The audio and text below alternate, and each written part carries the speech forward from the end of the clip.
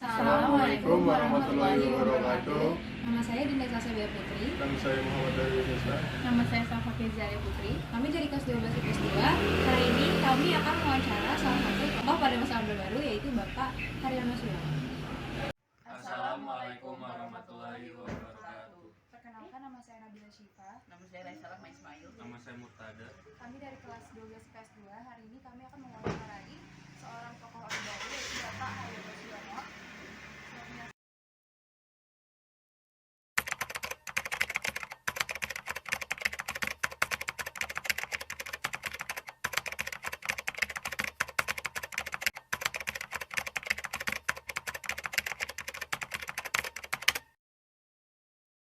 Assalamualaikum warahmatullahi wabarakatuh. Waalaikumsalam.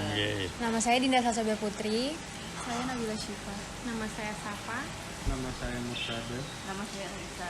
Jadi hari ini kami akan mewawancara Bapak Haryono. Kebetulan kami ada tugas dari sekolah. Jadi di sekolah lagi membahas tentang masa Orde Baru nih, Pak. Jadi bagus. pertanyaannya seputar Orde Baru gitu. Boleh. Kalau boleh tahu nih Pak, apa sih peran seorang Bapak Haryono di masa Orde Baru? Kebetulan selama Orde Baru saya langsung setelah lulus dari Amerika dalam gelar doktor ilmu komunikasi dan perubahan sosial, saya ditugaskan di dua lembaga yaitu PPS dan PKKPN. Tetapi akhirnya 1 bulan saja di dua tempat, akhirnya saya ditugaskan di PKKPN. Pada waktu PKKPN baru berumur 2 tahun, saya ditugaskan di situ dalam posisi sebagai koordinator 2 biro pelaporan dan biro penelitian. Akhirnya setahun kemudian saya ditugaskan sebagai deputi penelitian. Dan setelah 5 tahun saya dipindah sebagai deputi operasional di PKKPN. Dan deputi operasional itu saya tugasnya memperkenalkan program KB ke seluruh Indonesia. Dan alhamdulillah selama 10 tahun program KB sampai tahun 80 bisa kita perkenalkan ke seluruh provinsi di seluruh Indonesia. Salah satu adalah bantuan Pak Marsono. Pak Marsono itu teman dekat saya dulu di Akademi Ilmu Statistik. Akhirnya saya tarik ke PKKPN, ikut membantu saya memperkenalkan program KB itu. Dan Pak Marsono itu tidak saja orang biasa, tetapi seperti santri sampai belajar bahasa Arab. Jadi satu-satunya teman saya yang bisa bahasa Arab waktu menerangkan program KB dengan para ulama itu Pak Sumarsono berjasa karena bisa bahasa Arab. Saya sendiri bisanya cuma Assalamualaikum, tapi tidak bisa yang lain-lain.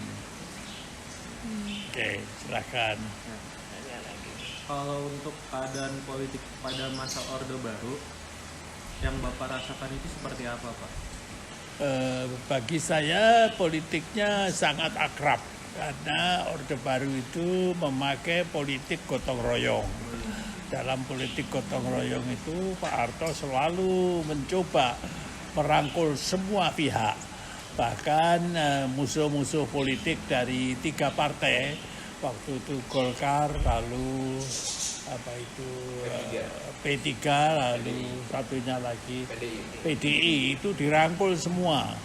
Waktu memperkenalkan Pancasila sebagai katakanlah simbol partai itu ditunggu sampai kira-kira 21 tahun. Dengan sabar Pak Harto itu mengajak partai politik itu memakai Pancasila sebagai katakanlah pedoman untuk hidup bergotong royong. Nah, Pancasila itu intinya adalah gotong royong. Jadi prinsip politik Pak Harto itu adalah gotong royong, mengajak semua pihak. Sehingga waktu saya ditugaskan sebagai kepala PKKPN, itu gotong royong sampai aseptornya harus menjadi petugas KP. Artinya saya sebagai kepala tidak perlu harus pidato. Kadang-kadang aseptornya sendiri pidato, saya cuma tepuk tangan. Tepuk tangan dan pidato honornya sama saja. Selanjutnya untuk keadaan ekonomi Indonesia pada masa Orde Baru itu seperti apa sih Pak? Apanya? Keadaan ekonomi pada masa Orde Baru. Keadaan ekonomi bertahap, kadang-kadang bagus, kadang-kadang tidak bagus. Tetapi Pak Harto selalu memakai apa yang dinamakan tahapan-tahapan pembangunan. Ada tahapan tidak bagus, tidak putus asa.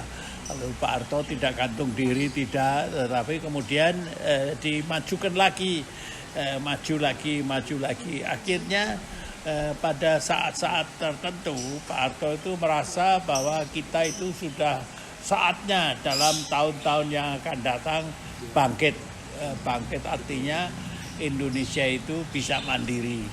Tapi belum sempat sampai mandiri penuh, Pak Harto terpaksa mengundurkan diri jadi presiden karena dituntut oleh anak-anak muda supaya mundur. Dan Pak Harto tidak karena tuntutan itu kemudian diundurkan oleh tuntutan, tidak. Tapi Pak Harto menyatakan saya mengundurkan diri. Jadi Pak Harto sendiri yang menyatakan mengundurkan diri. Selanjutnya untuk kehidupan sosial dan budayanya pada masa Orde Baru itu seperti apa Pak? Budayanya menggali budaya-budaya nenek moyang. Jadi kayak wayang itu dihidupkan di desa-desa. Jadi program KB juga menerangkan kepada rakyat melalui wayang. Jadi saya sering mengadakan wayang, Pak Marsono juga ikut serta. Semalam Suntuk itu mendampingi dalangnya, dan penerangan dengan wayang itu sangat efektif. Begitu juga saya dengan Pak Harmoko itu keliling desa. Namanya kita bikin pertemuan dengan rakyat desa, langsung duduk-duduk di tikar, kemudian kita ngomong, dialog, rakyat desa suruh ngomong sendiri, dan sangat efektif.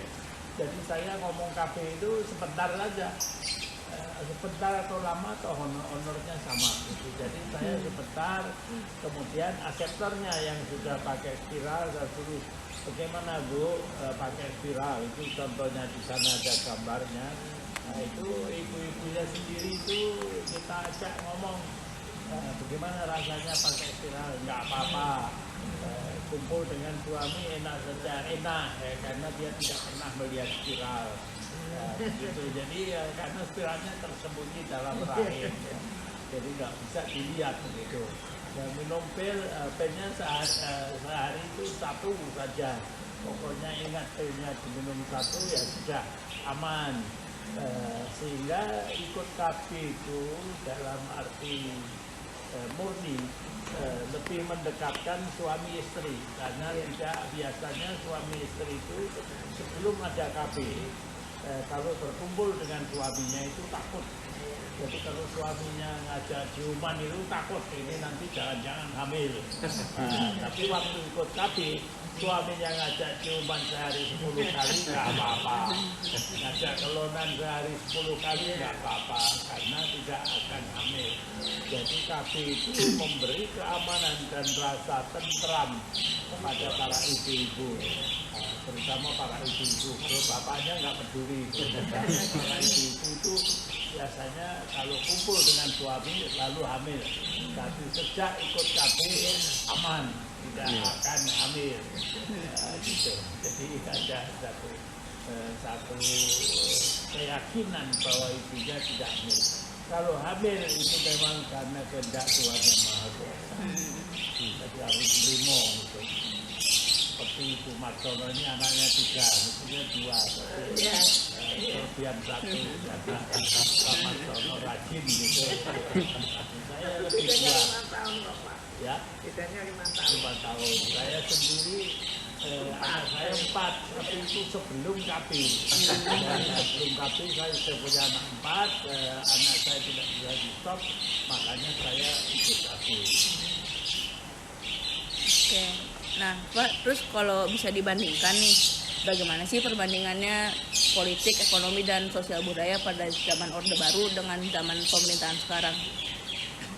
Zaman Orde Baru itu segala sesuatunya secara teratur. Jadi dalam bidang ekonomi ada tahapan, namanya tahap 1, tahap 2, tahap 3, dan seterusnya. Begitu juga dalam budaya. Budaya itu tidak gerasa gerusu. Kalau sekarang ini seakan-akan kayak tiba jatuh dari langit, itu tidak. Kalau Orde Baru itu ada tahapan. Ini tahapan memperkenalkan satu periode, tahapan berikutnya satu periode. Jadi semuanya dilakukan tahap demi tahap. Yang namanya tahapan-tahapan pembangunan 5 tahun. Repelita. Ya. Tanpa ada repelita itu tidak bisa, kita lompat itu tidak bisa. Persis seperti sekolah. Kalau SMA kelas 1 ya kelas 1, tidak bisa lalu kelas 1 pakai pelajaran kelas 3, tidak bisa. Itu tahapan-tahapan sampai tahun 2000 diikuti dengan baik. Sehingga program-program apakah program ekonomi atau program sosial itu pakai tahapan. Begitu juga program KP. Ada tahapan-tahapan tertentu sehingga pada tahun 89 tahapan kita itu sudah lebih cepat 10 tahun. Mestinya tahun 2000. Tapi saya dengan Pak Marsono bisa menyelesaikan tahun 89 sampai 90. Sehingga pada tahun 89 kita sudah sampai pada tahap terakhir, yaitu program KP sudah cukup untuk menurunkan tingkat kelahiran 50% dibandingkan tahun 70. Sehingga kita mendapat penghargaan PBB. Pak Harto pergi ke Amerika menerima penghargaan PBB. Saya ngintil di belakangnya. Kalau membahas tentang militer, Pak, bagaimana perbandingan kondisi militer pada masa Orde Baru dengan masa pemerintahan saat ini menurut pandangan Bapak? Militer pada waktu itu yang mengatur keamanan itu TNI ABRI. Kalau sekarang kan polisi. Jadi perbedaannya waktu itu polisinya sebagai katakanlah bagian dari ABRI. Jadi polisi masuk bagian ABRI. Kalau sekarang polisi tidak, polisi berdiri sendiri. TNI ABRI berdiri sendiri. TNI ABRI sekarang ini mengatur kalau ada perang. Tetapi pada waktu itu juga jadi bupati, jadi gubernur itu dari tentara, tidak dari polisi. Kalau sekarang kebanyakan dari polisi. Dan polisi ngatur segala-galanya sekarang. Bedanya di situ. Nah, kalau Bapak Haryono Suyono ini kan tokoh di balik suksesnya KB nih Pak. Jadi caranya tuh gimana sih selain yang udah disebutin tadi, gimana sampai KB itu bisa berhasil di Indonesia? Dulu itu sebenarnya saya cuma tokohnya saja. Tapi yang bekerja itu semua rakyat. Sampai Jaksa Agung segala macam ikut kampanye KB. Orang desa ikut kampanye KB. Jadi kalau jadi aseptor itu saya anggap kayak pegawai KB. Jadi saya perintahkan itu aseptor-aseptor itu saya perintahkan, nah kamu yang ini terangkan, kamu kan sudah pakai spiral, saya nggak pernah pakai spiral. Nah itu terangkan dia bagaimana rasanya pakai spiral, bagaimana rasanya minum pil. Jadi saya nggak pernah minum pil KB karena saya laki-laki, ya, minum pil KB itu perempuan.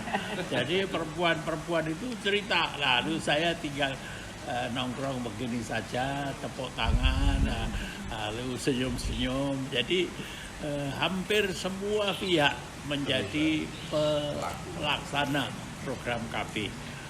Kalau kita pergi ke pesantren, santrinya itu jadi pelaksana KB. Bahkan santri yang sangat fanatik itu akhirnya juga menjadi peserta pelaksana program KB. Dan mereka senang karena kalau menjadi pelaksana program KB itu masuk TV, disorot seperti ini misalnya. Nah, itu senang jadi ulama itu. Nah kalau yang kita ketahui bersama nih Pak, kalau dari web yang ada di Google tuh Bapak pernah berkuliah di UGM, Fakultas Kedokteran, lalu pindah ke Akademi Ilmu Statistika. Itu kenapa Bapak mau pindah ke itu ada rahasianya itu. Nah, jadi pada waktu saya kuliah di UGM di tingkat 1. Saya itu pacaran. Dan pacar saya itu kemudian kepengen nikah karena dia sudah lulus sekolah guru Kepandian Putri. Nah kan kalau sudah lulus itu kan orang tuanya bilang nanti kalau jadi guru dia belum nikah kan lucu gitu. Jadi nikah saja. Loh saya kan masih mahasiswa, nggak apa-apa mahasiswa nikah nggak apa-apa. Tapi saya bertekad saya kepingin jadi dokter, saya nggak mau nikah. Jadi bagaimana ini diputus? Ya diputus. Saya serahkan kepada orang tuanya, putus akhirnya setahun kemudian dia nikah. Saya tidak datang nikah, tapi saya masuk rumah sakit. Begitu saya masuk rumah sakit, sembuh dari sakit, kakak saya yang di Jakarta mengundang saya pindah saja ke Jakarta. Nanti kalau di Jogja sakit lagi. Akhirnya saya pindah ke Jakarta, masuk Akademi Statistik bersama Pak Marsono ini. Pak Marsono ini lebih pintar dari saya. Jadi saya nomor 7, Pak Marsono kalau nggak salah nomor 6 atau nomor 5. Jadi dia lebih pintar. Pintarnya matematik. Tapi saya ketua senat, dia anggota senat mahasiswa. Jadi saya masih ketuanya gitu. Ya, kalau kita juga tahu kalau ada coretan pena Profesor Dr. Haryono itu menjelaskan tentang apa sih? Siapa tahu ada yang tertarik mau baca. Oh ada, itu nanti saya kasih satu, nanti pinjam sama Pak Imam ya, sama Pak Imam. Ada kopinya sudah hampir habis. Itu adalah riwayat saya mengatur program KB. Jadi saya jelaskan, kecuali cinta itu tidak.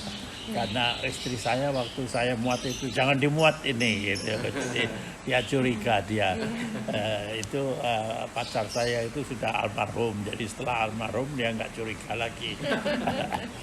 Jadi riwayat mulai dari permulaan program KB itu cuma dapat 50.000 aseptor. Jadi begitu saya datang dapat 100. Tapi saya bilang sama kepalanya waktu itu Pak Suarjono, Pak kalau cuma dapat 100 tahun itu sampai kiamat kita tidak turun fertilitasnya. Jadi berapa menurut Haryono?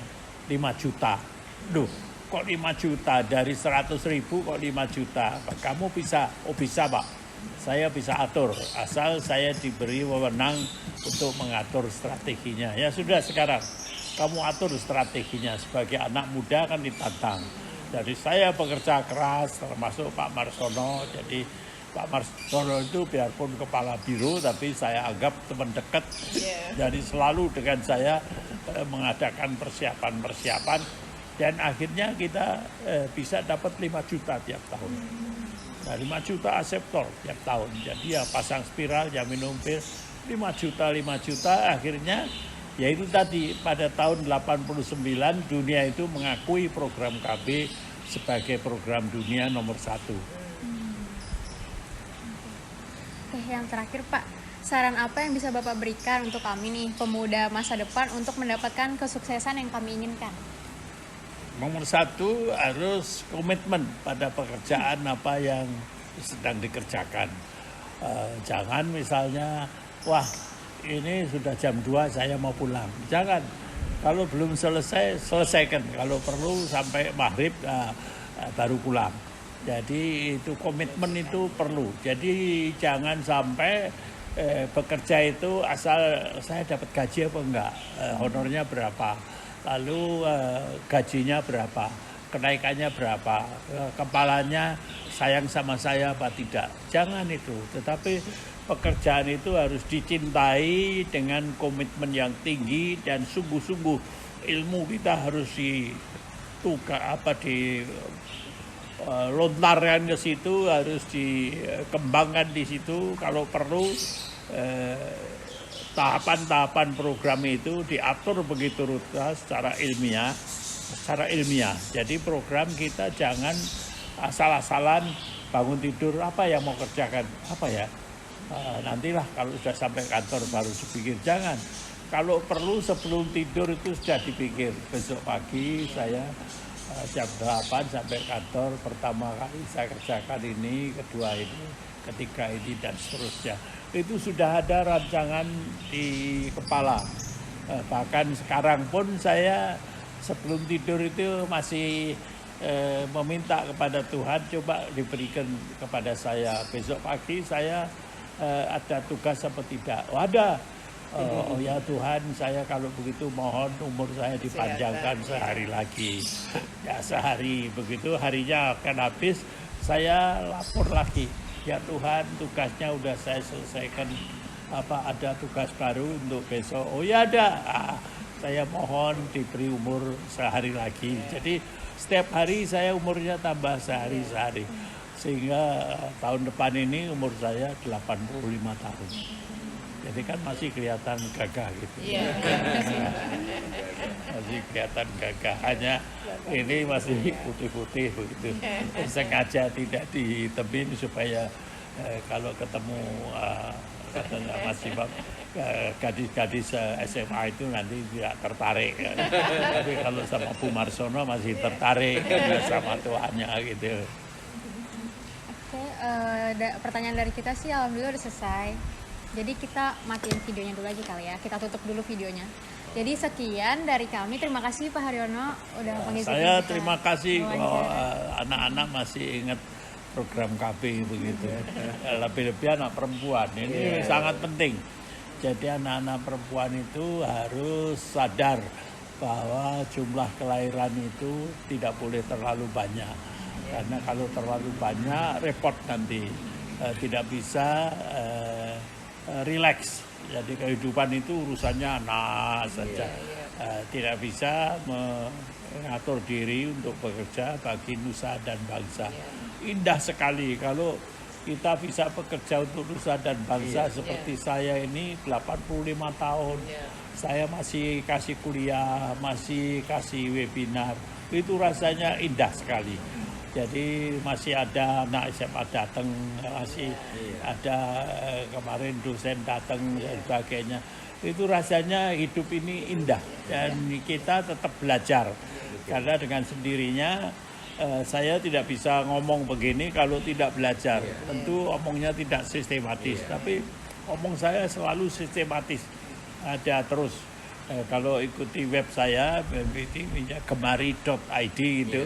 Nanti akan ketahuan oleh Anda semua, tiap hari ada tulisan baru yang saya ketik tulisan baru. Kamu datang besok sudah ada tulisan tentang berapa 1, 2, 3, 7 anak. 7 anak dari SMA PKP. Nah, itu ada tulisannya. Jadi nanti tolong nama-namanya dikirimkan ke saya, nama-namanya saya tulis. Jadi nama kamu akan disiarkan ke seluruh dunia. Karena web itu dibaca juga oleh teman-teman saya di Amerika. Jadi merupakan bahan studi dan biasanya mereka itu kalau tidak mengirim komentar itu lalu menelpon. Jadi kemarin saya baru dapat telepon dari dari New York, katanya dia mau datang ke sini nanti Januari, mau ke Bali. Jadi saya diundang ke Bali. Saya bilang, wah saya nggak bisa lagi naik pesawat ke Bali karena kaki saya kalau naik nanti repot itu, kursinya repot. Kenapa? Kaki saya sakit. Dia dokter. Kamu kalau bisa nyembuhkan kaki saya pergi ke Bali. Ya, dokter di Indonesia ada 8 dokter di RSCM. Saya nyembuhkan kaki, nggak bisa. Ya belum bisa.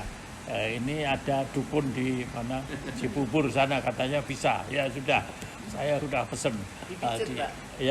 Katanya dipijit katanya. Tapi sopir saya sudah selidiki. Katanya antrinya panjang Pak. Antrinya panjang. Kamu sekarang antri. Bilang namanya Haryono.